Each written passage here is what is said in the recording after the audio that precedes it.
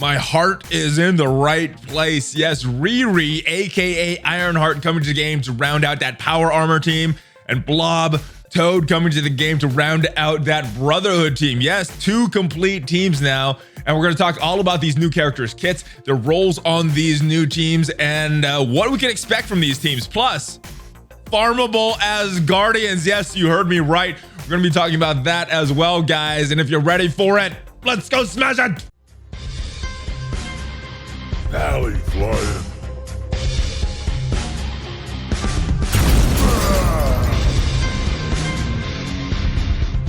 What is up, Valley Maniacs? ValleyFlyin here. I am back. Welcome to the channel. Yes, Blob and Toad are coming to Marvel Strike Force, looking to complete that Brotherhood team that got broken up a couple months ago. How good is this current Brotherhood team going to be? We're going to talk about that. We got some footage. We got their kits. We're going to look into all of that. I will give you my thoughts. Plus, Ironheart coming to the game to finally complete that power armor team. What are you going to do with this team? What are you going to do with Vision? We're going to talk all about that and her kit as well. So before we get into all the new characters, here is that cryptic Reddit message about the Asgardians. Loki, around you, FoxNext. It's Sif time. You told us about when the hella Asgardians will become farmable Thor elves. Heimdall upset. We had an official response from Cerebro to this. In Loki at the Thor blog from February 1st, at minimum, we are releasing a new character on the first Wednesday of every month, if not more. In March, I can hella you now that it will be an Asgardian character. We won't re-Greg on this. What do you think this means, guys? In my mind, this is confirmation that the Asgardians will become farmable in March. We have mention of Sif here. We have mention of Hela here. No mention of Heimdall. And then maybe because he had his event extended for so long because of that bug that happened around the time that Heimdall came out. So hoping that all 3 of these unfarmable Asgardians will become farmable. But we will have to see. Let me know what you guys think of this in the comments below, guys.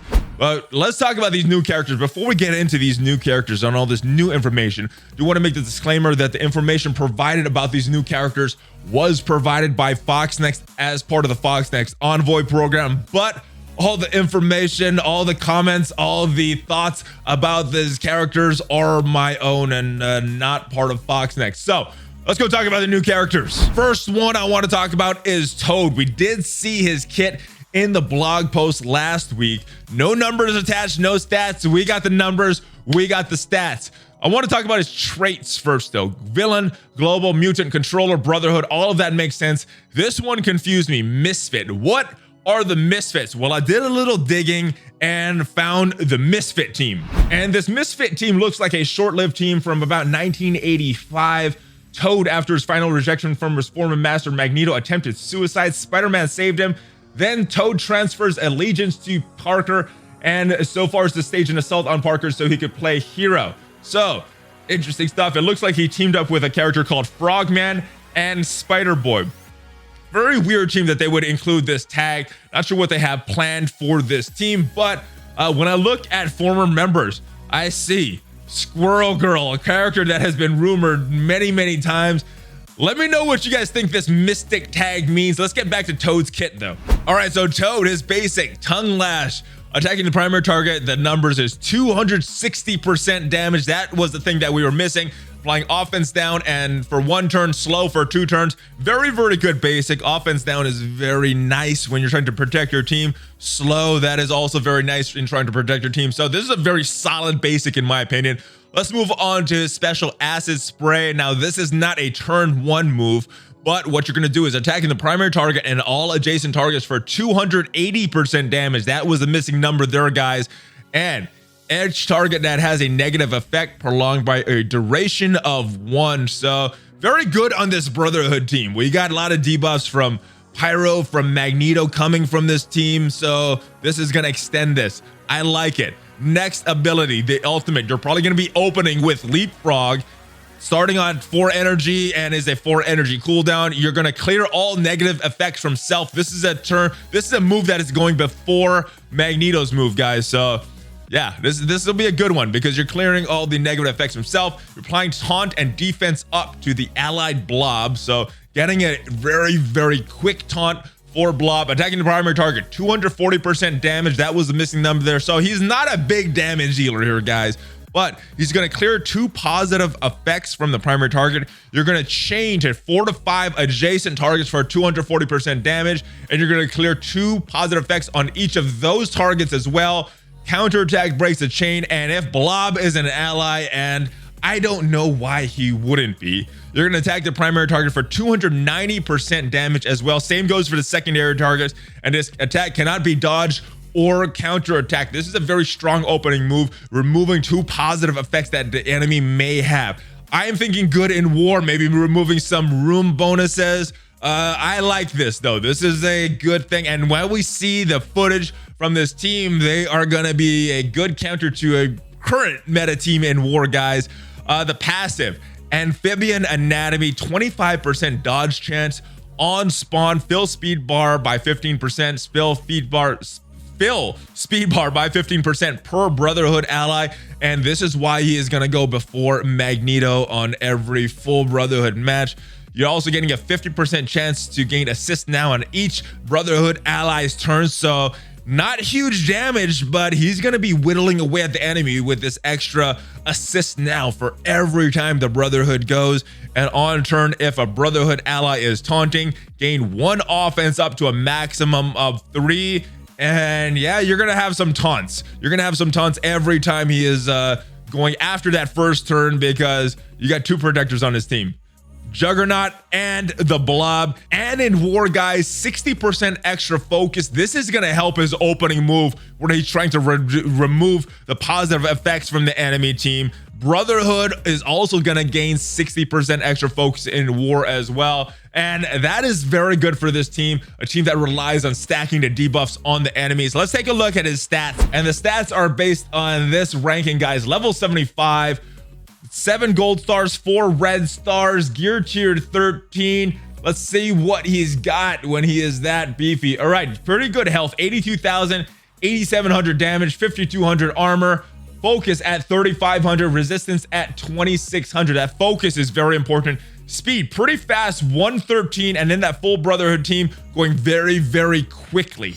And the other new member of the Brotherhood, obviously, is the Blob, yes, and he is a villain global mutant protector. Interesting that there are 2 protectors on this Brotherhood team. First preset meta team that has 2 protectors on it, and it looks like they work very well. Brotherhood, obviously, with that tag, and Misfit. Interesting that they would give him this Misfit tag, because according to that wiki article, he was never a member of that short-lived Misfit team. All right, his basic, heavy-handed, attacking the primary target for 340% damage, and applying slow. So 2 new characters, both of them applying slow with their basics. Good stuff. If the target has disrupted, change the target speed bar by 20%. So some speed bar manipulation here. That disrupted, it's going to come from Magneto, it's going to come from Pyro. So some good synergy with these 2 characters. His special, Meat Shield, energy cost 2 out of 4, so not available on turn 1. This is a strong move though, guys. Copy all positive effects from Brotherhood allies to this character, and Juggernaut is probably taking his first turn before you use this move, so a lot of positive effects transfer to the Blob. You're going to also attack the primary target for 320% damage, or 350% damage, excuse me, and then you're attacking the adjacent targets for that 320% damage. So this is a very strong move on this team, especially because of Juggernaut's special that is going before this one. A lot of positive effects from the team going all around to the Blob. His ultimate, Belly Flop. This is his opening move, guys. It is a big damage move, attacking the primary and adjacent targets for 460% damage. This is going to be a big damage move, guys. We'll take a look at his stats in just a little bit, but his passive looking very solid as well. On spawn, gain offense up for 2 turns, and that is in addition to all these big damage numbers. When a Brotherhood ally drops below 50%, gain taunt. So that is that annoying shield security like taunt, that Miss Marvel like taunt. The Brotherhood's gonna get that as well, so they're not gonna be a fun team to go against. This is a very annoying passive that those other characters have, and the Brotherhood's gonna get that as well. Enemy turn, apply 1 deflect up to a maximum of 3 to adjacent allies. So the placement of the Blob is going to matter, guys. 50% resistance. Brotherhood allies also gain 50% resistance and gain 25% chance to counterattack plus 25% more chance to counterattack per Brotherhood ally. This brings him to above 100%, which means that if you hit the blob, he is gonna attack you back. Let's take a look at his stats. All right, and here is the blob. Look at that character model, guys. Yeah, reminds me of the blob. All right, level 75, 7 gold stars, 4 red, gear tier 13 is what these stats are based on, guys. Let's see how beefy this guy gets.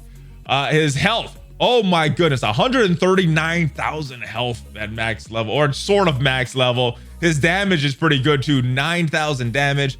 He's got almost 7,000 armor. His focus is pretty low, 2,000 focus, but he's not a character that really needs a lot of focus. Plus he's getting a little extra from the Toad in the war, and his speed 80, very, very slow. I would expect nothing less from the blob. Let's take a look at these guys in action though. Woo, and here they are, guys. Shield versus Brotherhood. And I can't tell from the footage if this is in war or if this is an arena. It's just the footage was just titled Brotherhood versus Shield. So you can't see the positive or negative effects in this footage, guys. There's the opening move from Toad. Synergy with the blob, nice character animation there, that team up animation. Toad is hitting all of the enemies, chaining it all, and most likely removing the 2 positive effects. I think he's gonna have a lot more focus. We can't see the positive or negative effects, so it's kind of hard to see what is going on here. But if you notice, that Toad move does happen before Magneto's ultimate, where he pulls all the enemies together. Most likely blinded at this point from all of the enemies, so I don't know if they're gonna be taking a lot of damage at this point. But remember, anytime the blob is hit, he is going to counterattack. There we go. The blob just got hit there. Nick Fury and Assault. Oh, and Coulson. All of them. And I think that was from Coulson's move. So here we go. There's another attack. And I think that's still based on Coulson's move. Here comes the counterattack from the blob. You cannot hit him without being counterattacked, especially on this full-on Brotherhood team. Drop below 50% health. And it looks like that taunt from Shield Security went off right there, guys. And big Assault hitting there and trying to remove some of the positive effects from the Brotherhood, but you cannot hit a blob because he's gonna counterattack. So looking like a lot of weird damage coming from these counterattacks and these assist nows from Toad. There goes Pyro with all of his clearing positive effects from the enemies, putting a bunch of bleeds on them as well. And next in the turn should be Juggernaut. There he is with his special. Lot of positive effects on him. He's got that taunt as well. So dual taunts. So if we look at the placement of this team right here. Oh, and there's the big splash. Boom. Hitting all of the adjacent targets as well. And it looks like Coulson is dead very, very quickly in this battle, guys. And once Coulson dies, if you get down medic, this team is gonna fall apart. So there goes Toad eliminating Fury. Everyone else, only one left is medic, guys. And this Brotherhood team looks like they make quick work of this Fury Shield team. Medic is still alive, but that's pretty much a slap in the belly. Here it comes. Oh, look at that move. I'm pretty sure that was his special. Got all the positive effects from Juggernaut, and you can't tell in this because you can't see the positive effects, but it looks like he got all the positive effects from the Juggernaut and did that big attack on Shield Medic, guys. Let me know what you think of this Brotherhood team. So in my opinion, that Brotherhood team looking pretty strong. Let's talk about this new Power Armor team and their 5th member, Ironheart, to finish up this team. She is a hero, global, tech, blaster, controller, power armor. Let's take a look at her basic. Prototype repulsors, attacking primary target, 320% damage. So that is some nice damage numbers for Riri right there. And getting an assist from Iron Man. So some good synergy with her basic. Let's talk about her special, deploy flares. This is her opening move, guys. Energy cost 4 out of 4. Attacking primary and adjacent targets for 180% damage. So not huge damage numbers. And it's not a big AoE attack, but this is a nice move because of this second line right here, changing the speed bar of primary and adjacent targets by 20%. So this, in conjunction with that Falcon special where he's increasing the speed of your own team, this looks like this could really, really screw up some teams that you are fighting. Applying ability block to the primary target. So reminiscent of Vision right there, guys. So I know a lot of people were using Vision. I was using Vision as that 5th member.